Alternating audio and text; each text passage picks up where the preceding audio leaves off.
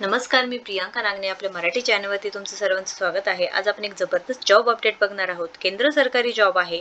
यामध्ये आपण संपूर्ण माहिती बघून घेणार आहोत. वेतन किती भेटणार आहे, अर्ज आजपासून भरण्यास सुरुवात झालेली आहे. त्यानंतर इथे लास्ट डेट काय आहे, अर्ज कोणत्या पद्धतीने भरायचा आहे, त्याच्यानंतर इथे फीज आहे का नाही, त्यानंतर इथे सॅलरी किती भेटणार आहे, शिक्षण काय लागणार आहे, कोणते कोणते पदं आहेत, एज क्रायटेरिया म्हणजेच वयोमर्यादा काय आहे, इथे अनुभवाची गरज आहे का नाही, म्हणजे फ्रेशर सुद्धा इथे फॉर्म भरू शकतो का नाही, ही सर्व माहिती आपण या व्हिडिओमधून बघून घेणार आहोत. त्याआधी तुम्ही जर आपल्या चॅनलवरती नवीन असाल किंवा पहिल्यांदाच आला असाल तर नक्कीच आपल्या चॅनलला सबस्क्राईब करा, कारण आपण दररोज वेगवेगळे जॉब अपडेट्स बघतो. काही नवीन योजना असतील त्याची माहिती बघतो. त्याच्यानंतर पार्ट टाइम जॉब्स असू द्या, वर्क फ्रॉम होम जॉब्स असू द्या, असे दररोज वेगवेगळे माहिती बघत असतो. सो नक्कीच आपल्या चॅनलला सबस्क्राईब करा. चला तर आजची जी सविस्तर माहिती आहे बघून घेऊया. आपल्याकडे इथे ऑफिशियल पेज सुद्धा आहे. हे पोर्टल लिंक आहे, मी तुम्हाला डिस्क्रिप्शन बॉक्समध्ये देणार आहे. एकदा नक्कीच चेक करून घ्यायचं आहे. इथे दिलेलं आहे, इथे PDF सुद्धा आहे, आपण समजून घेऊया. सो इथे 32 पानी PDF आहे. आपण एक 5 मिनिटात बघून घेऊयात.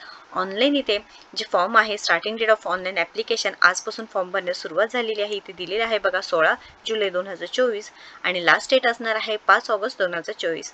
आता इथे जे nuclear power corporation of India limited यांच्याकडून भरती निघालेली आहे. त्यांचे वेगवेगळे पद आहेत. जे पद आहेत, नेम ऑफ पोस्ट दिलेले आहेत. त्यानंतर इथे जागा किती आहेत, म्हणजे करंट वॅकन्सीज आणि बॅकलॉग वॅकन्सीज इथे दिलेल्या आहेत. जे पहिलं पद आहे नर्स ए, ज्यामध्ये बॅकलॉग वॅकन्सीजमध्ये एक जागा आहे. त्यानंतर श्रेणी 1 म्हणजे कॅटेगरी 1 इथे जे ट्रेनीसाठी जागा आहे, सायंटिफिक असिस्टंटसाठी आहे, 10 जागा आहेत टोटल मिळून आणि ते पार्टिशन करून दिलेले आहेत. म्हणजे SC साठी एक जागा, ST साठी एक जागा, OBC साठी 3 जागा असे वेगवेगळे दिलेले आहेत. त्यानंतर कॅटेगरी 2 मध्ये 59 जागा आहेत. एक्सरे टेक्निशियनसाठी एक जागा आहे. त्यानंतर मेकॅनिकल इंजिनिअरिंगसाठी 4 जागा आहेत. इलेक्ट्रिकल इंजिनिअरिंगसाठी 3 जागा आहे. इलेक्ट्रॉनिक्स इंजिनिअरिंगसाठी इथे इथे बॅकलॉग वॅकन्सीजमध्ये एक जागा दिलेली आहे.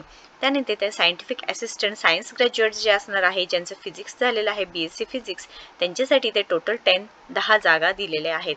त्यानंतर फिटरसाठी आहे, इलेक्ट्रिशियन पद आहे, इन्स्ट्रुमेंटेशनसाठी आहे, त्यानंतर इथे ट्रेनी ऑपरेटर आहे. असे एकूण 59 जागा दिलेले आहेत. Reservation for persons with benchmark disabilities PWBD यांच्यासाठी काय आहे हे सुद्धा माहिती इथे दिलेली आहे. त्यानंतर इथे आपण स्क्रोल करत आहोत, अजून बघून घेऊयात माहिती. जे पद दिलेले आहेत, category of disabilities, backlog vacancies आहे, त्यांच्यासाठी किती पद आहे ते सुद्धा इथे माहिती दिलेली आहे. ही लिंक जी आहे मी तुम्हाला डिस्क्रिप्शन बॉक्समध्ये नक्कीच देणार आहे. एकदा चेक करायचं आहे PDF सुद्धा. त्यानंतर एज्युकेशन क्वालिफिकेशन, जे इसेन्शियल क्वालिफिकेशन लागणार आहे ते सांगितलेलं आहे. 12th इथे तुम्हाला पास पाहिजे आहे. 12th स्टँडर्ड आणि diploma in nursing and midwifery 3 years course पाहिजे आहे किंवा BSc नर्सिंग तुमचं झालेलं पाहिजे आहे, जे नर्स पद आहे त्यांच्यासाठी. त्यानंतर इथे valid registration as nurse from respective state nurse counselling सुद्धा दिलेलं आहे. डिप्लोमा होल्डर्स इन इंजिनिअरिंग यांचं diploma with not less than 60% marks mechanical, electrical, electronics engineering from government of India तुमचं कंप्लीट झालेलं पाहिजे आहे किंवा HSC तुमचं झालेलं पाहिजे आहे. 2 इयर्स डिप्लोमा थ्रू तो सेकंड इयर डिरेक्टली तुम्ही जेव्हा ॲडमिशन घ्याल तुमचं HSC आणि डिप्लोमा कंप्लीट झालेलं पाहिजे आहे, हे सुद्धा सांगितलेलं आहे.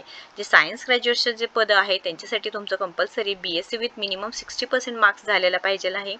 BSc complete physics as a principal and chemistry maths आणि स्टॅटिस्टिक इलेक्ट्रॉनिक्स अँड कम्प्युटर सायन्समध्ये झालेलं पाहिजे आहे. HSC तुमचं कंप्लीट मॅथ्समध्ये झालेलं पाहिजे आहे आणि English as one of the subjects at SSC और HSC लेवलला झालेलं पाहिजे आहे. त्यानंतर जे ट्रेनी ॲज आहे पद त्यांच्यासाठी 10वी मिनिमम 50% तुम्हाला पाहिजे आहे. त्यानंतर maths, science and individual and 2 years ITA certificate तुमचं झालेलं पाहिजे आहे आणि इंग्लिशसुद्धा कंपल्सरी म्हणजे ॲज अ सब्जेक्ट तुमचं पाहिजे आहे सांगितलेलं आहे. त्यानंतर इथे ट्रेनी ऑपरेटरसाठी HSC और IAC in science stream with physics, chemistry and maths subject 50% कमीत कमी ॲग्रिगेट मार्क पाहिजे आहे. हे पूर्ण माहिती आहे इथे. त्यानंतर इम्पॉर्टंट इन्फॉर्मेशन दिलेली आहे पूर्ण, जे इथे जे पद दिलेलं आहे, त्यानंतर इथं फिजिकल स्टँडर्ड्स दिलेले आहे. तुम्ही एकदा चेक करायचं आहे तुमचे जे शिक्षण झालेले आहे त्यानुसार. जे फर्स्ट आहे पद trainee scientific assistant diploma holders असेल त्यांना कमीत कमी 24,000 प्रति महिना तुम्हाला सॅलरी भेटणार आहे 6 महिन्यासाठी. त्यानंतर इथे 24,000 PM for first year and 26,000 for next 6 months हे सुद्धा भेटणार आहे. इथे सॅलरी सुद्धा दिलेली आहे. इथे 20,000 आहे, 22,000 आहे. जे पद आहेत वेगवेगळे त्यानुसार इथे सॅलरी सुद्धा दिलेली आहे. जे नर्स असणार आहे त्यांना एज क्रायटेरिया 18 to 30 इयर्स असणार आहे, 18 ते 30 वर्ष. त्यानंतर श्रेणी 1 category 1 stipendiary training scientific assistant diploma holders in engineering science graduates असेल 18 to 25 इयर्स म्हणजे 18 ते 25 वर्ष. त्यानंतर जे थर्ड पद आहे त्यांच्यासाठी 18 ते जो ट्रेनी आहे 18 ते 24 वर्ष. त्यानंतर एक्सरे टेक्निशियन 18 to 25 वर्ष. त्यानंतर सायंटिफिक असिस्टंट बी इथे सॅलरीसुद्धा दिलेली मेन्शन केलेली आहे पोस्ट वाईज. नर्स इथे वेतन मॅट्रिक्स म्हणजे पे मॅट्रिक्स 44,900 44,900 रुपये सॅलरी असणार आहे. आणि 50% की दर से महंगाई भत्ता म्हणजे तुम्हाला 50% पे 22,450 सुद्धा भेटणार आहे. ही पूर्ण माहिती आहे.